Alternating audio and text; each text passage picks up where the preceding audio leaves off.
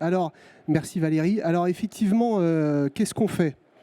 Nous sommes structurés en labs, ce qu'on appelle des labs, des laboratoires, qui ont un but. Donc le laboratoire, là je fais un petit focus sur ce qu'on appelle le Lab Supply Chain for Good, un petit focus sur comment décarboner, comment la rendre meilleure, notre supply chain. Donc on a une vingtaine de sujets qui sont traités dans tous ces laboratoires. Ça peut passer par l'ergonomie, par le multimodal, par l'hydrogène, par le transport à la voile. Voilà, on a un certain nombre de sujets qui sont gérés. Le principe de cette association, c'est que ce sont les membres qui travaillent pour les membres.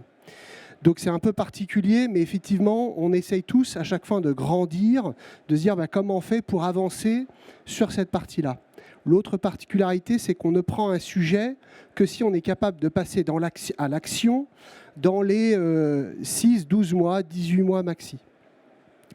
Donc, en début 2021, on s'est dit, est-ce qu'on traite l'hydrogène ? On a beaucoup réfléchi, on a posé la question, est-ce qu'il y en a qui veulent prendre le sujet hydrogène, mobilité lourde ? Il s'avérait qu'il n'y avait pas beaucoup de candidats, parce que le sujet n'était pas très mature. L'approche qu'on avait, c'était pas de camion, pas de station, et un surcoût très élevé. Donc on a laissé le sujet, donc on s'est vraiment posé la question, et mi-2021, à l'occasion de Moving On, on s'est dit, mais finalement, est-ce qu'on est sûr que personne n'a d'intérêt sur l'hydrogène ? Et donc on a fait un atelier avec des transporteurs, des chargeurs. Donc quand je dis transporteurs, c'est soit des prestataires logistiques, soit des transporteurs qui possèdent des camions. Et on a posé des questions en disant, est-ce que vous êtes intéressés par l'hydrogène ? La réponse dans les deux groupes, donc deux groupes distincts, c'était oui, on veut avancer sur l'hydrogène. Dans le groupe des chargeurs, les chargeurs nous ont dit, en fait, nous, on est prêts à payer un surcoût dans le cadre de projets pilotes, et on est prêt à payer un surcoût après, donc un surcoût élevé dans le cadre de projets pilotes, et un surcoût un peu moins élevé dans le cadre où effectivement on est en marge courante. Mais on est prêt à payer un peu plus cher. Et dans le groupe des transporteurs, les transporteurs disaient, en fait, nous, on veut y aller, mais par contre, on fait tellement peu de marge qu'on n'ira que si nos chargeurs nous accompagnent. En clair, si les chargeurs partagent les risques et payent les surcoûts. Donc on s'est dit, ça alors. En fait, les planètes sont à peu près alignées, donc il faut qu'on arrive à réunir tout le monde et qu'on travaille ensemble pour comprendre vraiment comment on peut avancer. Donc on s'est donc réunis donc plusieurs fois, dont une première fois à Albi. On a profité d'un événement qui était organisé par H2 Corridor, qui consistait à faire la démonstration sur le circuit d'Albi, très beau circuit, d'un camion Hyzon. Donc là, au stupeur, la première fois, on voit un camion hydrogène poids lourd qui roule sur la route, qui nous a emmenés faire des tours de circuit. Nous étions une cinquantaine et on s'est dit, super, on commence à voir un bout de l'équation, il y a les camions qui sont disponibles. Et puis il y avait, vous voyez juste derrière, il y avait aussi un fournisseur d'hydrogène. Donc on se dit, très bien, il y a les deux qui sont réunis. Donc maintenant on se dit, comment on fait pour avancer plus loin ? Et puis là on a un joker qui s'appelle Valérie Bouillon-Delporte, pour ceux qui la connaissent, ils nous ont dit, il y a des choses qui se trament à l'Europe, peut-être que vous pourriez construire un dossier pour apporter un cas d'usage et répondre et participer à la réponse à cet appel d'offres européen. Et là, il s'est passé un truc extraordinaire, c'est qu'effectivement, on est allé taper à toutes les portes et tout le monde nous a dit « go ». Donc bien sûr, on a fait un TCO, je vous passe le détail, mais on a vraiment senti que les transporteurs étaient prêts à y aller parce que les chargeurs étaient prêts à y aller. Et donc, on a vraiment travaillé très étroitement avec tout le monde en disant « super, on y va ». Et donc, on a voulu rejoindre ce consortium. Et là, on s'est rendu compte que les consortiums qu'on voulait rejoindre en apportant l'usage, malheureusement, étaient un peu fermés. Et surtout, ils étaient fermés pour une bonne et simple raison, c'est qu'ils avaient déjà trouvé des clients pour les 150 camions que finançait le call. Donc on s'est dit, que nenni, on continue.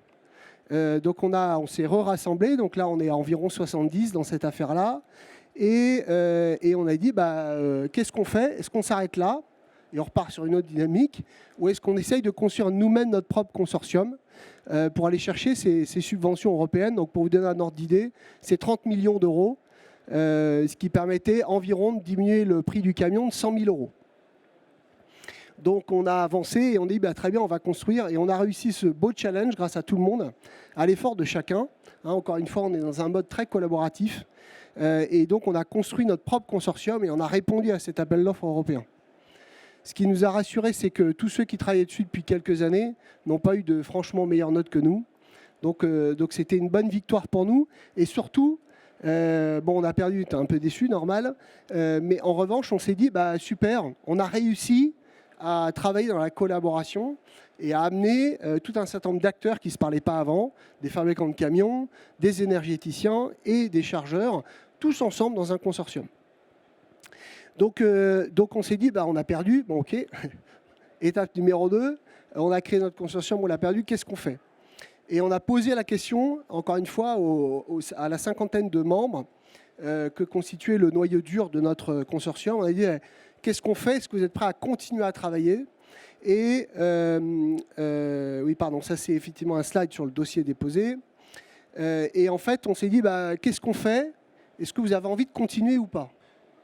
Et là, la réponse, alors si vous êtes au salon Evolution, c'est que vous en êtes probablement convaincu, c'est qu'on pense que l'hydrogène fera partie du mix énergétique de demain.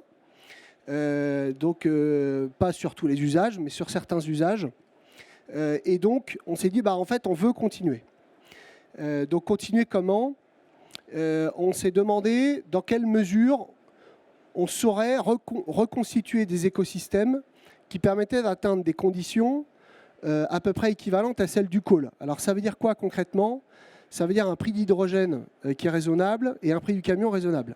Alors, quand on parle, alors s'il y a des transporteurs dans la salle, j'espère que je ne vais pas contredire, enfin en tout cas Tariel, voilà, n'hésite pas à intervenir après. Mais, en fait, un transporteur et un chargeur, on est prêt à mettre plus d'argent au départ si on sait qu'à l'arrivée, il y a des bénéfices pour tout le monde. Donc pour être très clair sur les chiffres, en fait, payer un hydrogène à 10 € au départ, ce n'est pas très grave si on sait qu'à la fin, on va le payer 5. Donc la question qu'on se pose aujourd'hui, donc on a déjà fait 2 cycles de réunions, et donc on en a un 3e qui est organisé la semaine prochaine, où on essaye d'identifier donc quelles sont les conditions pour réunir un écosystème favorable. Et donc on met sans subvention, bien sûr si on a des subventions on sera ravis, ça diminuera d'autant le TCO, le surcoût payé par le transporteur et le chargeur, mais on est convaincu de ça. Et donc c'est vraiment ça ce qu'on est en train de rechercher, c'est effectivement, donc on a eu la chance d'avoir un certain nombre d'énergéticiens qui sont venus nous expliquer comment arriver à ça, ou pas d'ailleurs, et on va continuer sur la partie camion et on va continuer à avancer dans ce sujet-là. Je vais faire une petite digression pour vous expliquer ce qu'on essaye de faire. C'est une petite digression qui est aussi conduite dans le cadre de France Supply Chain sur le transport maritime. Donc transport maritime, pour ceux qui ne connaissent pas, il y a quelques très gros acteurs au monde. Pour vous donner quelques ordres de grandeur, un bateau, c'est entre 100 et 200 millions d'euros. Donc ça, c'est un bateau qui va avoir une durée de vie entre 20 et 30 ans. Donc on a de l'amortissement sur ces... Mais quand on met un bateau à l'eau aujourd'hui, on sait que dans 20 ans, il flotte toujours. Alors on peut le rétrofiter, mais c'est compliqué. Donc il y a une espèce de mainmise sur tous ces écosystèmes-là qui globalement, on dit on touche à rien, chacun gagne à peu près de l'argent et tout le monde est content. Vous avez vos iPhones en France qui sont livrés, c'est nickel, tout le monde est content. Mais il y a quand même des acteurs qui se sont mis ensemble et qui ont dit oui, mais nous ce qu'on veut c'est une décarbonation du transport maritime avec de la sobriété énergétique. Donc avec vraiment une notion, on veut réduire le besoin énergétique sur les bateaux. Eh bien, donc on s'est coalisé avec 20 chargeurs et donc on a construit un appel d'offres et on a eu des gens qui ont répondu à notre appel d'offres et on va réussir là où tout le monde nous avait dit vous n'y arriverez jamais. C'est-à-dire qu'on a réussi à construire les conditions favorables pour avoir un moyen de transport maritime décarboné avec un certain nombre de chargeurs, avec un fournisseur qui était prêt à y aller, des investisseurs qui étaient prêts à mettre de l'argent. Et donc tout ça montre qu'aujourd'hui, même dans des... Je ne considère pas que l'hydrogène est un écosystème fermé, bien au contraire, un écosystème très ouvert, mais dans un écosystème très fermé, on arrive à faire aboutir des choses. Et donc nous, c'est notre vision à nous, c'est dans cet écosystème hydrogène, qui est un écosystème ultra ouvert, je voudrais faire un petit commentaire, une petite réflexion pour vous montrer l'ouverture que nous, on a de cet écosystème. quand on va dans les salons logistiques aujourd'hui, que ce soit ici ou autre part en Europe, il y a quand même majoritairement des hommes, plus de 50 ans. Là, mesdames, vous êtes très bien représentées. Je trouve qu'il y a énormément de population féminine. Et pour moi, ça montre, et des jeunes, beaucoup de jeunes, et ça montre pour moi l'ouverture qu'on peut avoir aujourd'hui sur l'hydrogène. Et donc, c'est pour moi d'autant plus des conditions favorables. Ce sont des conditions qui devraient nous permettre d'arriver à nos fins.